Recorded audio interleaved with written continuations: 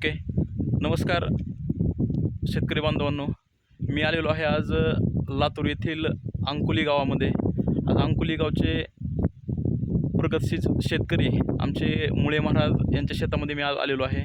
मुळे महाराजांना सोयाबीन पेरते वेळेस बीज प्रक्रियेसाठी आपलं ॲग्रोग्रोथ बूस्टर दिलेलं होतं आणि 21व्या दिवसानंतर फवारणीसाठी त्यांना बूस्टर आणि ॲक्टिवेटर दिलं होतं.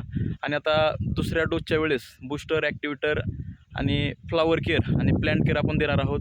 तर आज मुळे महाराजांच्या प्लॉटमध्ये आणि त्यांच्या शेजारच्या प्लॉटमध्ये काय फरक आहे मुळे महाराजांच्या मुखातूनच ऐकूया.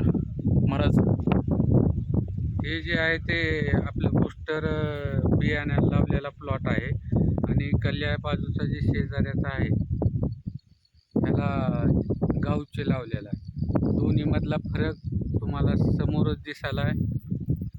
एकदम नंबर आय एम सीचं प्रोडक्ट सगळ्यांनी वापरा. ओके, धन्यवाद महाराज. तर बघा, हा जो प्लॉट आहे हा प्लॉट खाली काळी माती कसली दिसत नाही आहे, म्हणजे पूर्ण प्लॉट भरून आलेला आहे. आणि हाच मुळे महाराजांच्या मधला फक्त मध्ये बांध आहे त्यांच्या शेतामध्ये.